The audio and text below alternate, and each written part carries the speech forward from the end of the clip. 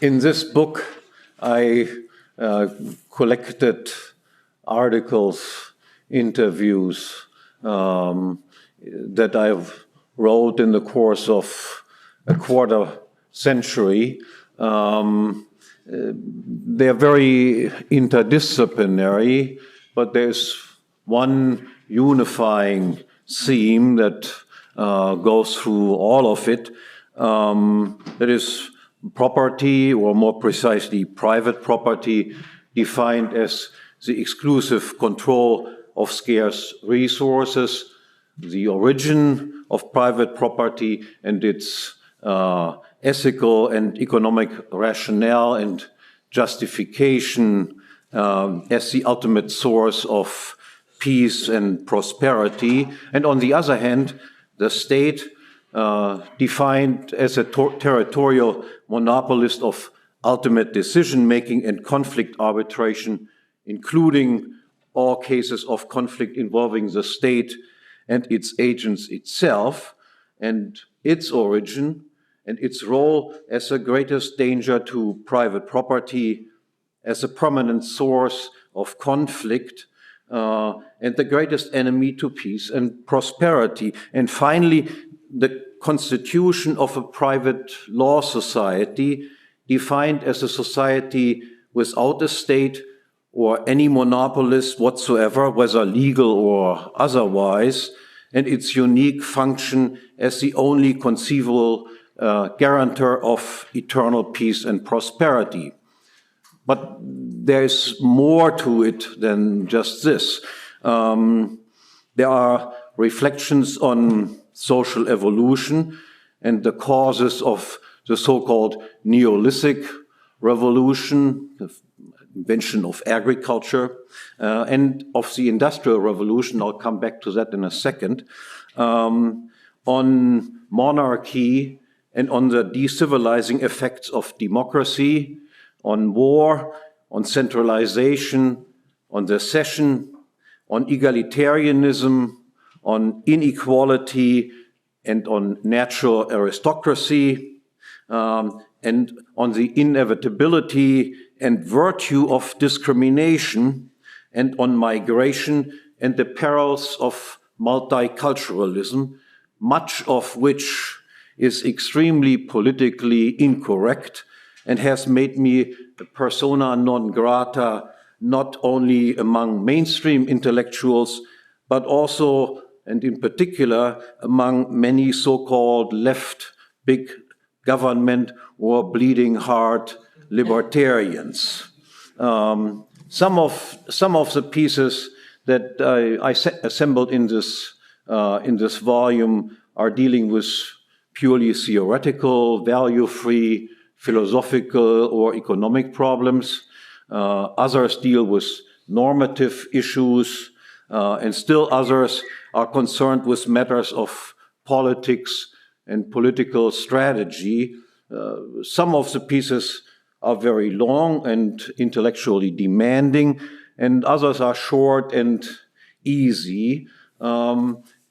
Most of them have been published before, but there are also a few that have never been published anyplace else before. And I want to say a few words about one of those pieces. It is titled From the Malthusian Trap to the Industrial Revolution, an Explanation of Social Evolution. This is also a piece that is somewhat politically incorrect, I would say. Again, also, and not in the least, among libertarian circles. What I want to say about this piece is just a brief indication of what I do there. Until about 1800, that is, until the time when we say the Industrial Revolution began in England. Until that time, and for most of recorded human history, real income per capita in terms of food, housing, clothing, heating, and lighting did not rise at all. That is, average living standards in 18th century England were not significantly higher than living standards were in ancient Babylon, where we have the oldest recorded data on wage rates and on various consumer goods and prices for consumer goods.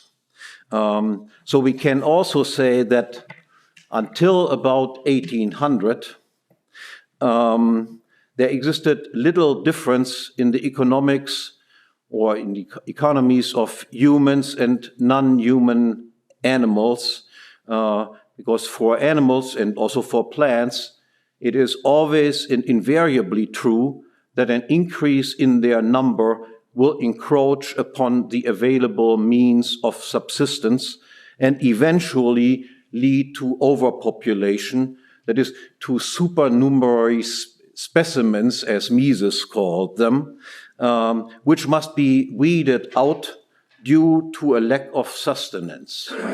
Now, today, obviously, we know that as far as humans are concerned, this must not be so. No supernumerary specimens who are thus weeded out exist in modern Western societies, but for most of human life, this was indeed the case. Let me just also quote Mises to this effect. Mises recognized this quite clearly. He said, the purposive adjustment of the birth rate to the supply of material potentialities of well-being is an indispensable condition of human life and action, of civilization, and of any improvement in wealth and welfare. Where the average standard of living is impaired by the excessive increase in population figures, irreconcilable conflicts of interest arise. Each individual is again a rival of all other individuals in the struggle for survival. The annihilation of rivals is the only means to increase one's well-being. As natural conditions are, man has only the choice between the pitiless war of each against each or social cooperation. But social cooperation is impossible if people give rein to the natural impulses of proliferation.